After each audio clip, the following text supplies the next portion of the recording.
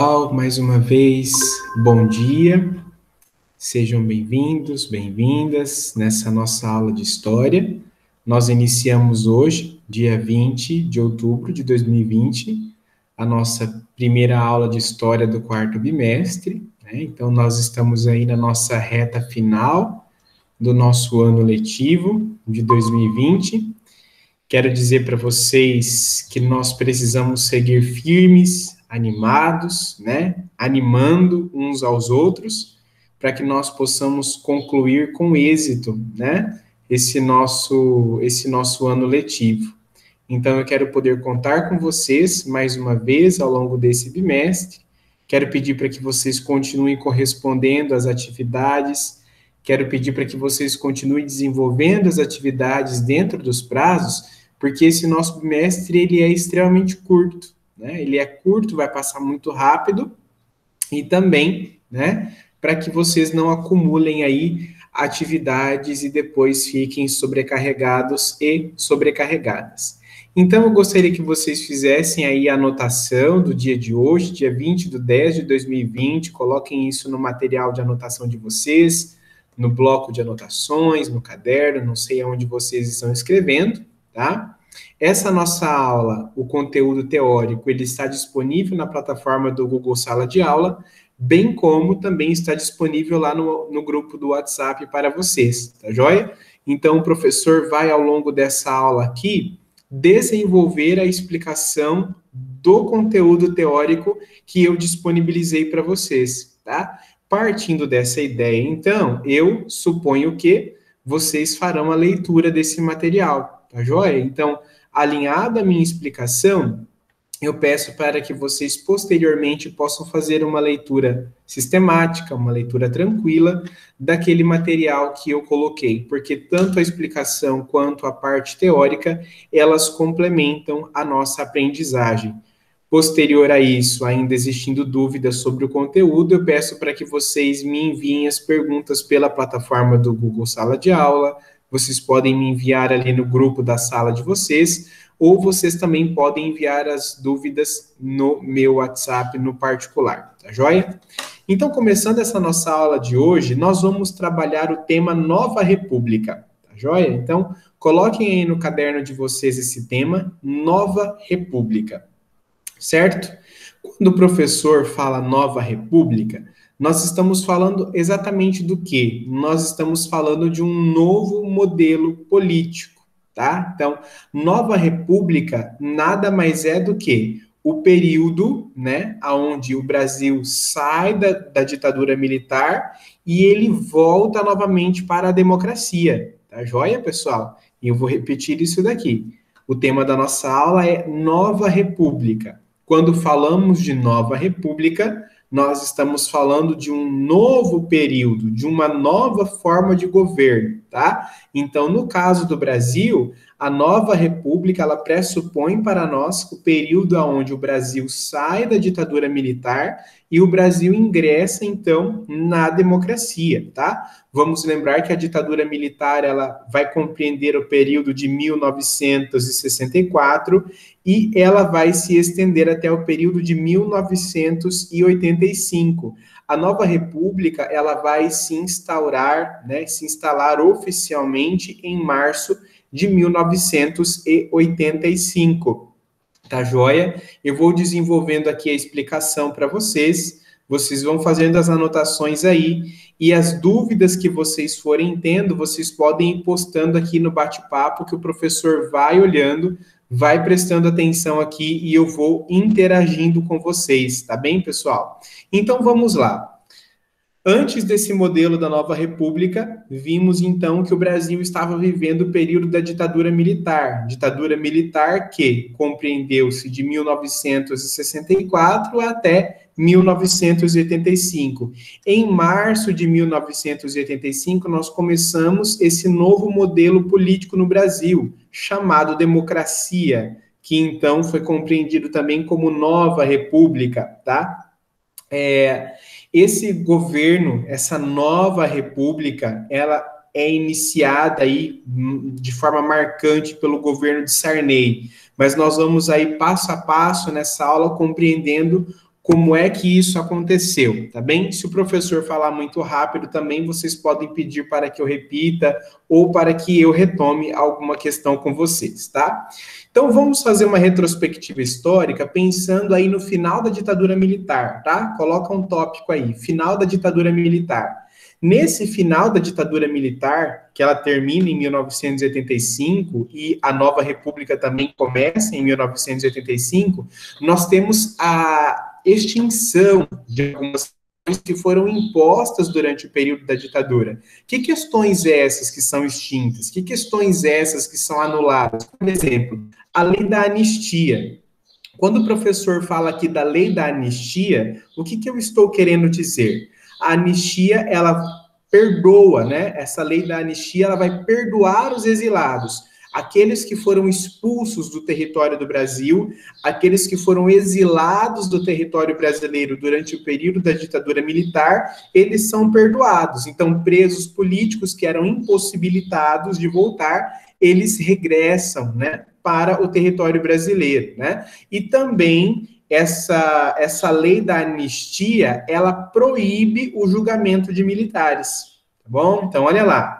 Nós estamos falando do período de 1985, onde nós começamos a nova república. Porém, em 1985, nós ainda temos um período de ditadura militar no Brasil. Estamos tendo essa transição. O tema da nossa aula, para quem chegou depois, é Nova República, ok? Então, nesse finalzinho aí da ditadura militar, nós temos a lei da anistia que perdoa esses exilados e eles têm esse direito de voltar para o Brasil. Outro ponto que vai mudar aí no finalzinho da ditadura militar. Durante a ditadura militar, pessoal, nós tínhamos o bipartidarismo, certo? O que era o bipartidarismo? Nós tínhamos 2 partidos políticos apenas no período da ditadura. Um partido era a Arena e o outro partido era o MDB, né? Então, a ditadura militar coloca esses 2 partidos, Arena e MDB, apenas para dar um ar democrático, mas que, na verdade, ambos os partidos eram influenciados e controlados aí pelos ditadores militares.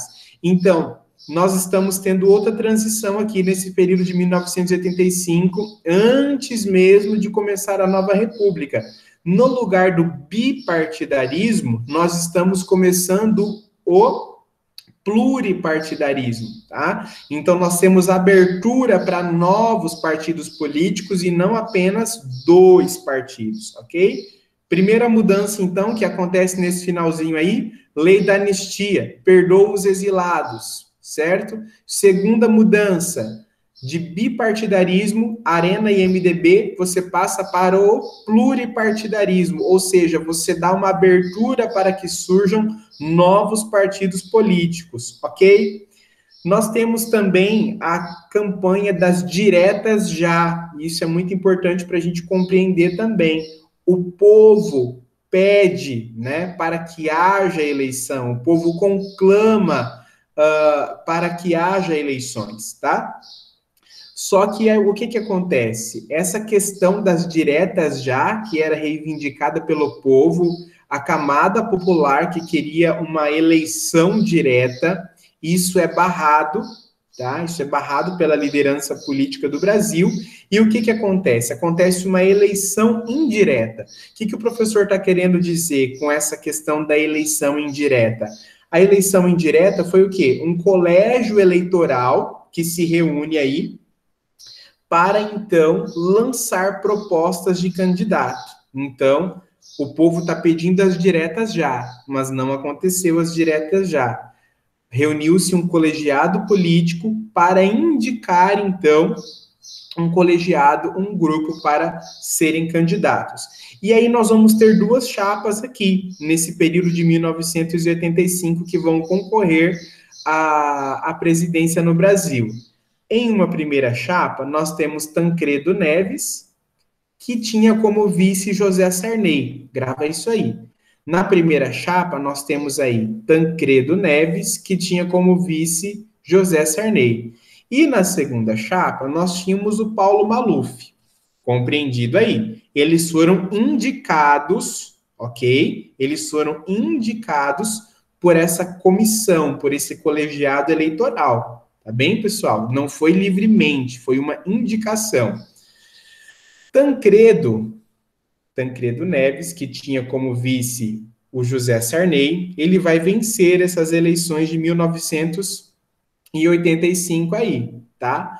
Porém, aliás, de 84 e ele vai assumir em 85. Porém, Tancredo ele vai adoecer, tá? Ele vai falecer em abril de 1985. Então, ele vence as eleições em 15 de novembro de 1984. Olha lá.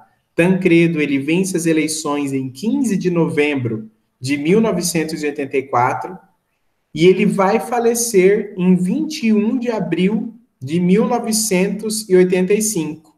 Falece 21 de abril de 1985. Então, ele não governa por muito tempo. Ele estrutura todo o seu governo, ele formula todo o seu governo, porém, ele não governa por muito tempo. Vence em novembro de 84, falece em abril de 85. Quem vai reinar, então? Entre aspas, quem vai governar o Brasil? O seu vice, José Sarney. E é sobre o governo de Sarney que nós vamos falar nessa nossa aula. O tema da nossa aula, não se esqueçam, é Nova República, que foi o período pós-ditadura até os dias atuais, com o governo de Jair Bolsonaro.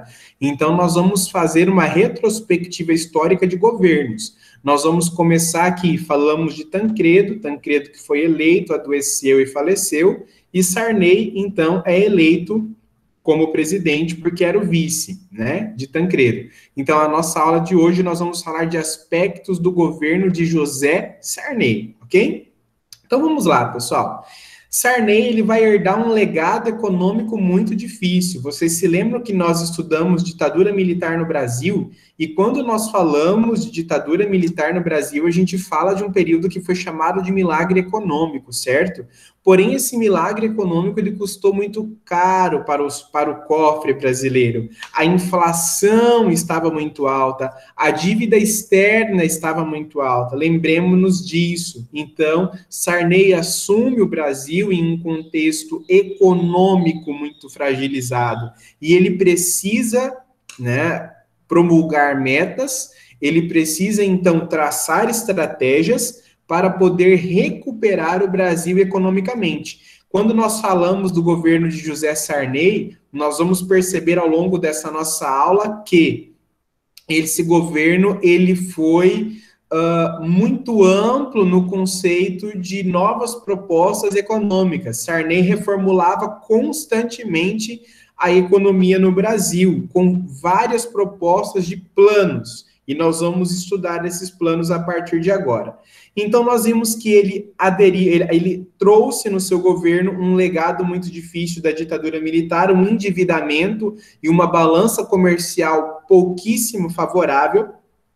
A desvalorização da moeda, a moeda brasileira estava em descrédito aqui. Lembrando que nesse contexto de 1985, a moeda era o cruzeiro, não se esqueça disso. Então, havia essa desvalorização extrema. A inflação, ela estava em índices altíssimos, né? Então, você tem aí uma superfaturação e a moeda não vale praticamente nada. E aí acontecem algumas mudanças também nesse governo de Sarney. Por exemplo, a legalidade do PCB, né? A legalidade do partido do PCB e também do PCdoB. Olha por que é importante a gente compreender isso daqui. A legalidade do PCB e do PCdoB. O PCB, ele tinha uma influência da União Soviética, né? E o PCdoB, ele tinha uma influência da China.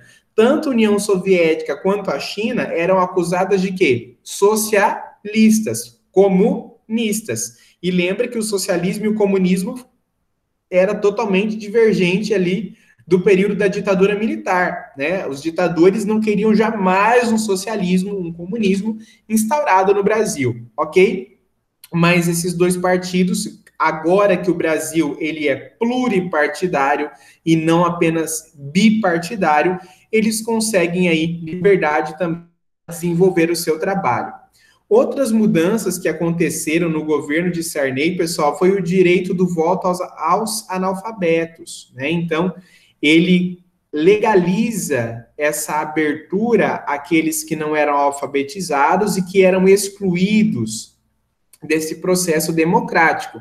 Então, ele vai inserir aí nesse processo os analfabetos também. A outra questão que ele vai promulgar a eleição direta para presidente, né? Então, essa parte democrática, não como ele foi eleito junto com Tancredo, que era uma comissão que se reunia e indiretamente indicava opções de governantes. Não, ele vai legalizar a liberdade de candidatura, ok? Outra questão que Sarney aí vai trabalhar é a liberdade sindical. Lembrem-se que na ditadura militar os sindicatos tinham sido banidos. Na ditadura militar os sindicatos tinham sido excluídos, o seu papel não poderia ser desenvolvido. Os sindicalistas, muitos deles sofreram extrema perseguição pelos militares, ok, pessoal? A liberdade também da formação de novos partidos, isso aí o professor já falou para vocês, que é a questão do pluripartidarismo e não mais o bipartidarismo, que vem sendo um legado desde a ditadura militar. E outra questão é a liberdade dos partidos utilizarem os meios de comunicação. Lembrem-se também que durante o período da ditadura militar, os veículos de comunicação eles eram fiscalizados, os veículos de comunicação, eles eram sondados, certo? E eles deveriam o quê? Eles deveriam falar bem do governo, eles deveriam falar bem daquela maneira de governar, ok? Então, os meios de comunicação viviam aí com extrema censura. Com Sarney, os veículos de comunicação eles passam a ter um pouco mais de espaço, um pouco mais de liberdade, sem sofrer tanta censura assim. Ok? Pessoal, comenta ali no chat para mim. Tá dando para entender? Tá dando para encaixar a lógica da explicação do professor? Coloca um sim, um não, um mais ou menos ali no bate-papo para mim nesse momento, porque senão aí eu vou mudando a minha metodologia aqui com vocês, tá bem? Por favor, comentem lá. Muito bem, pessoal. Aí agora, nós vamos entrar na parte dos planos econômicos. Então, nós fizemos a primeira parte dessa nossa aula, que foi uma retrospectiva histórica, ok? Nós entendemos um pouquinho como é que Sarney chegou no poder. Quem entrou depois na aula, volta um pouquinho lá nos primeiros minutos, depois que eu faço a saudação, que vocês vão entender um pouquinho como é que Sarney chegou ao poder. Nós vamos agora para os planos econômicos. Coloquem esse tópico aí no caderno de vocês. Planos econômicos do governo Sarney, ok? O primeiro plano econômico é o plano cruzado, ok? Cruzado. Lembrem-se que em 1985, qual é o nome da moeda mesmo? É real? Não. Em 1985, quando Sarney assume o governo, a moeda vigente é o cruzeiro, tá? E essa moeda está em descrédito. Então, Sarney, lá em fevereiro de 1986, lembrando que ele assume em abril de 1985, lá em fevereiro de 86, quase um ano depois, ele vai lançar um novo plano econômico, chamado Cruzado. Destaques disso daí. O que nós podemos falar desse plano cruzado, né? Então, ele vai criar essa nova moeda que vai substituir. Então, o cruzeiro é substituído pelo cruzado no governo de Sarney. Ele vai congelar os preços. Galera, presta bem atenção nessa parte aqui. A gente precisa entender isso muito bem. Se vocês não entenderem o que eu estou falando, por favor, peçam para mim repetir. Por favor, tá bom? Ele vai congelar os preços. Como assim, professor, congelar os preços? Qual é a finalidade disso, desse congelamento? Ele pensou que congelando os preços dos produtos disponíveis no mercado, ele iria impedir com que a inflação ficasse tão alta assim. Porque com a inflação você tem o quê? Supervalorização do produto e desvalorização da moeda, tá? O que é a inflação? É a valorização do preço dos produtos. Os produtos valem muito mais do que a moeda, tá? Vou repetir aí, ó. O que é a inflação? Quando os produtos têm uma supervalorização do seu valor e a moeda, ela está abaixo, né? Então, você praticamente não consegue comprar nada com o valor da moeda. Então, a inflação tem essa jogada aí. Então, Sarney pensou assim, eu vou congelar o valor dos produtos para a gente dar uma controlada nessa inflação. Se eu congelar o valor dos produtos, eu vou conseguir mais ou menos igualar aí o valor da moeda com o valor de produto. Essa era a lógica de Sarney. Mas, porém, entretanto, todavia, não foi bem assim. Deu uma treta lá na frente que nós vamos conseguir entender certinho o que aconteceu. Joia? Vai me acompanhando aí. E se não entender, me pergunta. Isso causou o quê? Congelou o valor dos produtos. Imagina vocês aí, né, com a Nutella, imagina vocês lá, chegando agora o Natal, Panetone, congelou o preço, não vai subir. Galera ficou louca, pirou geral, né? Todo mundo agitou, vamos comprar porque o preço tá massa, tá congelado, não vai subir. Só que o que aconteceu? Isso gerou o quê? Uma euforia popular, certo? Essa euforia popular, ela não foi tão positiva assim. Por quê? Você começou a ter o quê? A escassez dos produtos, né? E isso gerou uma grande confusãozinha lá depois. Inclusive, nesse período, pessoal, existiam os fiscais do Sarney. Qual era a função dos fiscais do Sarney? A função deles era exatamente fiscalizar, óbvio, né, professor? Mas fiscalizar o quê? Fiscalizar os mercados, fiscalizar os comércios, para que as pessoas não cobrassem além daquele valor do congelamento. E se houvesse algum estabelecimento que cobrou além, o que aconteceria? Ele deveria ser notificado e denunciado, tá? Então fica ligado que existiu tudo isso daí, tá? Bom, muito bem. Com isso, né, com esse congelamento dos produtos, Sarney é tido como bonzinho, né? Lembrando que o partido dele ficou muito popular, né? Então, isso fez com que ele fosse enxergado como um bom governante. Mas isso gerou um problema, né? Ele tentou solucionar um problema, que era a inflação, mas gerou outro. O quê? A falta de produtos, porque os mercados ficaram estagnados, né? Então, você tinha aí a inflação que não foi corrigida, e além da inflação que não foi corrigida, você tinha a escassez do produto, ok? Esse plano cruzado que nós vimos agora, perdão, esse plano cruzado que nós vimos agora, ele foi lá de fevereiro de 1986. Vendo que esse plano fracassou, Sarney vai lançar um segundo plano. Anotem aí. Plano Cruzado 2, ou Plano Cruzado Segundo, tá? Plano Cruzado 2 ou Plano Cruzado Segundo.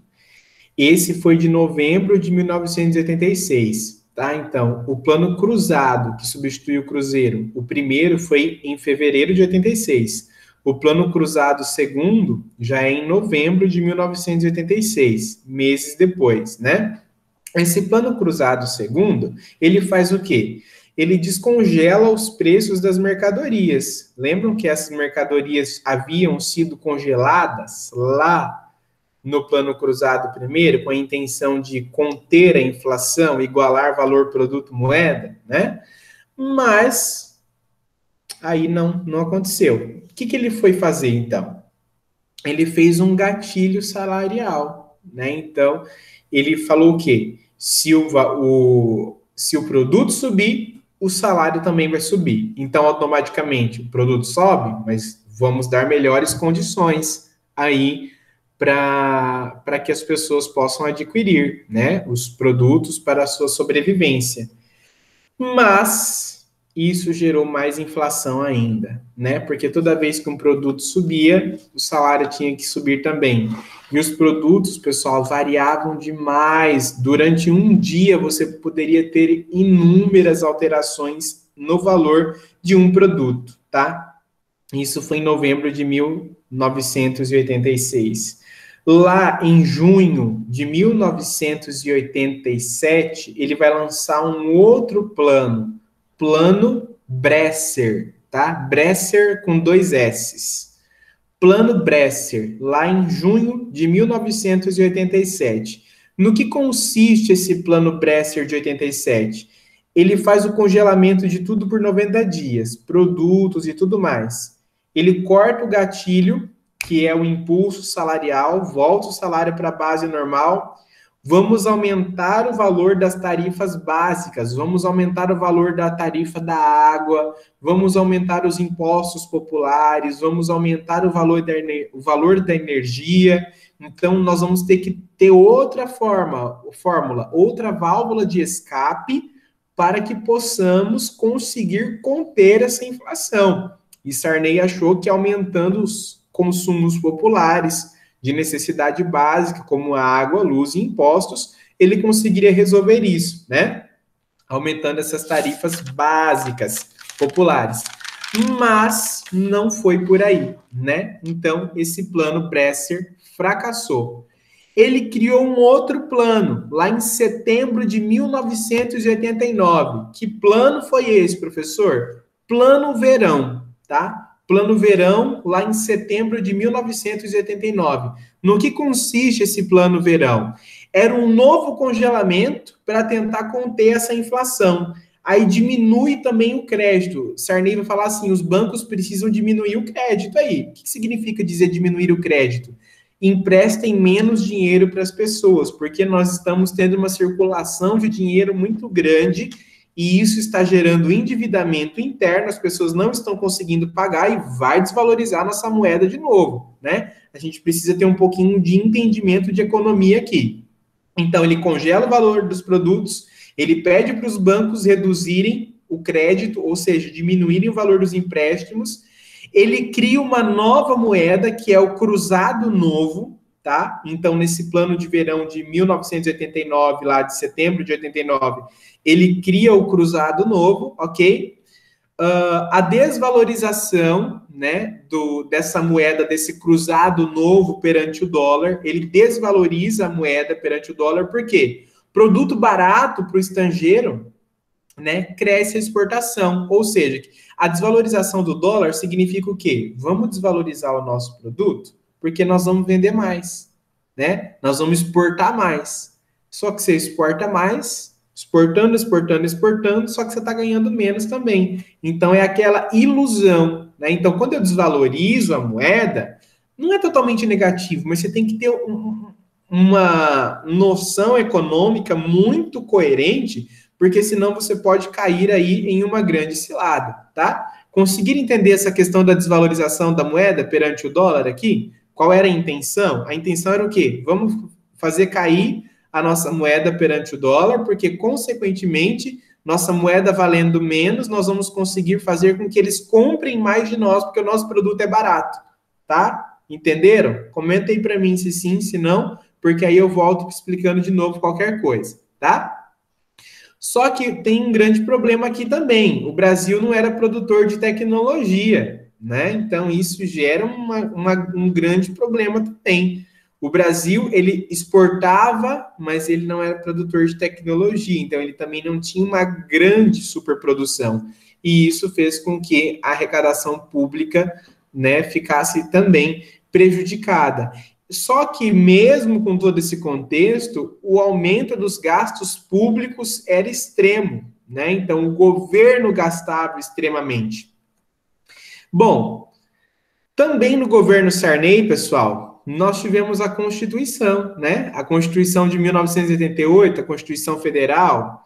Sabe aquela Constituição bem bonitinha que diz assim: todo brasileiro tem direito à saúde, moradia de qualidade, saneamento básico, educação, alimento? Perfeito. Essa Constituição aí de 89, ela é promulgada, né? Aliás, de 88, ela é promulgada no governo Sarney e ela é chamada de Constituição Cidadã. O objetivo principal da Constituição de 1988 no governo Sarney era garantir o quê? A liberdade do cidadão que saiu da ditadura e também garantir o voto universal, principalmente a analfabetos e militares também poderiam ser votados, né? Mesmo nesse pós-ditadura militar aí, os militares também passaram a poder ser votados. Já na reta final aí de 1989, que foi quando terminou o Plano Verão, lá, né, com o Cruzado Novo, José Sarney se torna impopular. Ele era popular quando começou a congelar as coisas lá no plano, no primeiro plano que ele lançou, né? Congelou, que cara bom, vamos poder comprar tudo, mas agora ele está impopular, porque a economia brasileira está em frangalhos, as condições financeiras da população brasileira estão bem difíceis, e ele também é acusado de corrupção aí no seu governo. Sarney não consegue estabelecer um sucessor, ele não consegue deixar alguém para suceder, né, em seu lugar. E a eleição de 1989, ela vai ser bem acirrada, né? Então nós temos aqui Ulisses Guimarães, que vai concorrer nessas eleições de 89, Leonel Brizola, Mário Covas, Lula, Collor, Paulo Maluf, Guilherme Alif, uma gama de pessoas aqui, né? Mas o governante mesmo, ele não conseguiu fazer uma indicação própria, né? E lembrando que o Brasil aí não tem reeleição, tá, galera? Lembrem-se disso, ok? O que acontece aqui? No segundo turno, né, nós temos aí Collor e Lula competindo nessas eleições de 1989, tá? Então, olha aí, ó. Collor e Lula competem para assumir a presidência do Brasil depois do governo de José Sarney. Quem consegue levar essas eleições de 89 aí é Fernando Collor de Mello.